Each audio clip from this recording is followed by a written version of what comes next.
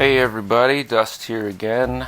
I am going to go over my loadout for the Corsair F4U-1C, or the fighter loadout, I guess. It is pretty much my go-to when I am flying on the American side.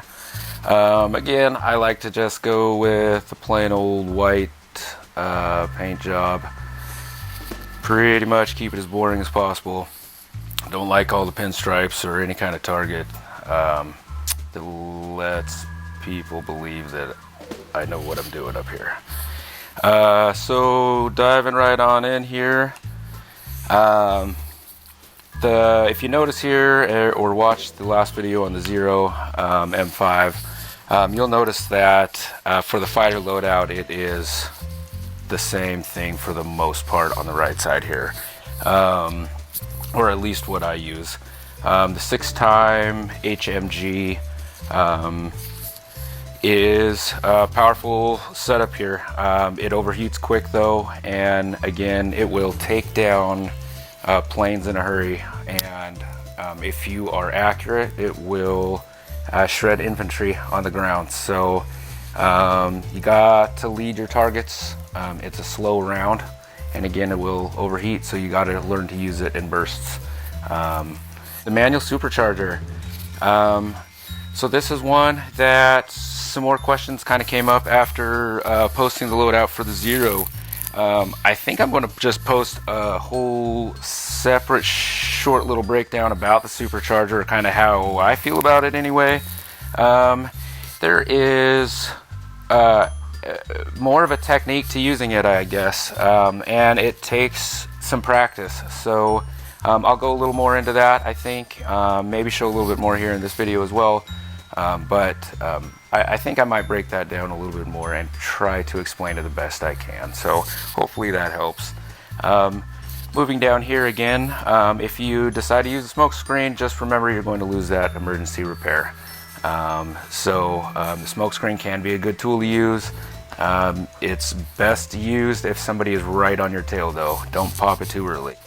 Remember, it can be embarrassing if it's premature. So moving on, the reinforced wings is what I choose to use.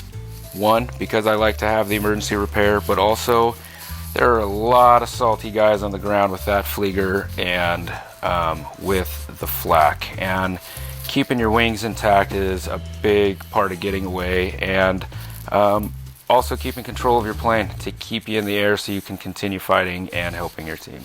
So just keep that in mind. Moving on down here, you have the 8-inch or the 3.5-inch 8-time rockets. These are awesome. I believe you can hit your targets from a long distance if you have to. It takes a little bit of practice. There is some drop to them, so you know, kind of take some practice to shoot. But I recommend practicing on the flak. You know, those guys make it personal, so practice on them. And tanks. So if you know, I notice a tank takes all 8 of these, it usually pops them wide open. So they're pretty powerful. They do all right on soft targets. You got to be pretty accurate with them though, so keep that in mind. Accuracy is everything in these fighters. It's really not a starter setup, guys. It is very powerful, but you have to be accurate. So you definitely have to work on your flying skills before I recommend jumping into this kind of a setup. Moving on down, you have your spotting scope. Now the spotting scope is a little more personal than the flares.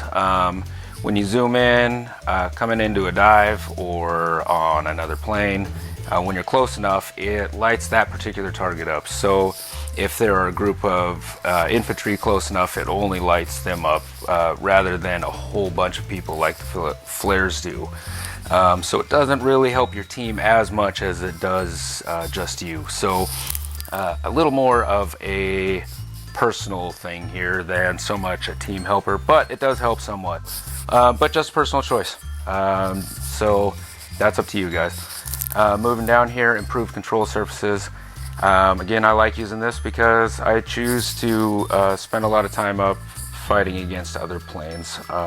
And out here in the Pacific, just like I said in the last video, there are a lot of obstacles, especially the palm trees, and I choose to fly close to the ground a lot of times, and unfortunately I hit palm trees, so this helps me to avoid them. Anyhow, I hope it helps, and I hope some of the videos help, and if there are any questions, feel free to ask.